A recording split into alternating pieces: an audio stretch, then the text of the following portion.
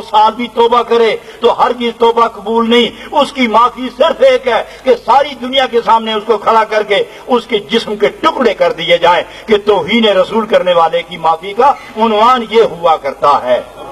نبی پاک علیہ السلام کی میں اب یہ قرآن پاک میں ایک آیت پیش کرنے لگا ہوں. نبی پاک کی بارگاہ میں ایک یہودی اور ایک کلمہ گو آیا. یہ ذہن میں رکھنا, کلمہ گو اور ہوتے ہیں, عاشق مومن اور ہوتے ہیں. ہر کلمہ گو عاشق مومن نہیں ہے, ان میں بڑا فرق ہے.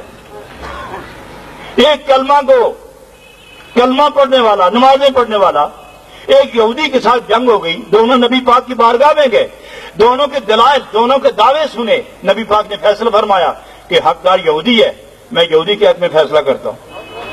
وہ دونوں اٹھے, مسجد نبی سے باہر گئے تو وہ کلمہ گو کہنے لگا, ارے سنو, میں مطمئن نہیں ہوں, میں یہ فیصلہ نہیں مانتا,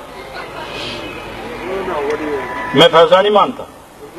اچھا تو پھر کہاں جائیں؟ چلو عمر کے پاس چلتے. کمال یہ ہے کہ سپریم کورٹ کا ہارا ہوا سیشن کورٹ میں دعویٰ دائر کر رہا ہے. چلو پھر چلتے ہیں. حضرت عمر کے پاس گئے رضی اللہ عنہ, تو مقدمہ پیش ہوا. مقدمہ آپ سنتے رہے. اس یہودی نے کہہ دیا, حضرت عمر میں قربان جاؤں, بات سنیں پہلے, ہم سید الکونین کی بارگاہ سے ہو کر آ رہے ہیں اور انہوں نے فیصلہ میرے حق میں صادر فرمایا ہے. یہ مطمئنی, یہ اطمینان کے لیے آیا ہے. تو آپ نے بڑی سنجیدگی سے فرمایا کہ اسلام میں اطمینان کے بغیر دوسرا راستہ ہی نہیں ہے. ہم کلمہ پڑھنے والے کو کس طرح مطمئنہ کہیں؟ میں ابھی آتا ہوں آپ کو مطمئن کرنے کے لیے, میں اس فیصلے پر ذرا غور کرنے دو, مجھے اندر جانا ہے تاکہ میں غور کروں, آ کے تمہیں مطمئن کرتا ہوں. تم عمر کی بارگاہ سے اطمینان لیے بغیر کیوں جاؤ؟ اندر گئے, تلوار اٹھا کے باہر آ گئے, میان سے نکالی تلوار. فرمایا جو میرے نبی کی فیصلے پر مطمئن نہیں ہے اسے عمر کی تلوار مطمئن کرے گی. ایک دفعہ فضا میں تلوار چمکی, بس سر اس طرف تھا اور دھڑ ادھر تلپ رہا تھا. مدینہ منورہ میں شور برپا ہوا. حیرت چھا گئی کہ حضرت عمر نے مومن قتل کیا. حضرت عمر مسکراتے ہوئے فاتحانہ انداز میں نکلے, کون کہتا ہے مومن میں نے قتل کیا؟ میں نے منافق قتل کیا, میں نے بے ادب اور گستاخ رسول قتل کیا. ابھی گئے تو نبی پاک علیہ الصلوۃ والسلام حیران تھے کہ مدینہ میں ایک آدمی کیوں قتل ہو گیا. فوراً جبریل امین آتے ہیں, میرے محبوب اللہ نے ارشاد فرمایا جو عمر نے کیا ہے میں بہت راضی ہوں اس پر.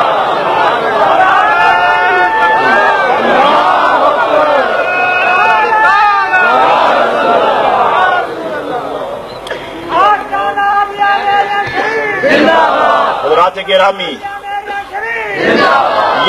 یہ جو واضح دلائل ہیں وہ تو حسرو ہو وہ تو وقرو ہو.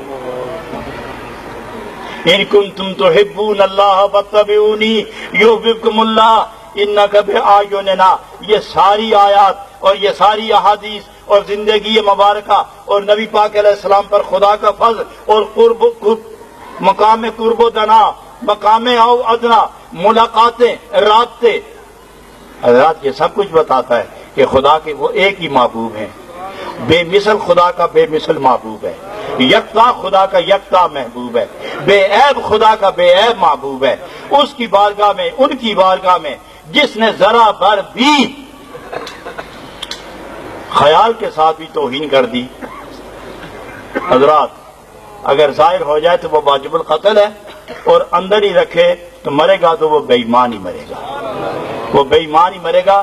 اس پر 20 مرتبہ قرآن ختم کیا جائے, 100 مرتبہ بخاری پڑھی جائے, 11 کروڑ مرتبہ کلمہ پڑھ کر بخشا جائے, حضرات وہ شخص کبھی ایک, ارے آج کا مسلمان نبی پاک کو دیکھ کر ایک آدمی کلمہ پڑھتا ہے, پھر کتنا عرصہ وہ کاتب وحی رہا ہے, اس سے گستاخی سرزد ہوئی, وہ مر گیا, نبی پاک نے جنازہ پڑھایا, اسے دفن کیا, زمین نے اٹھا کے باہر پھینک دیا. گستاخ رسول کو ہم قبول نہیں کرتے.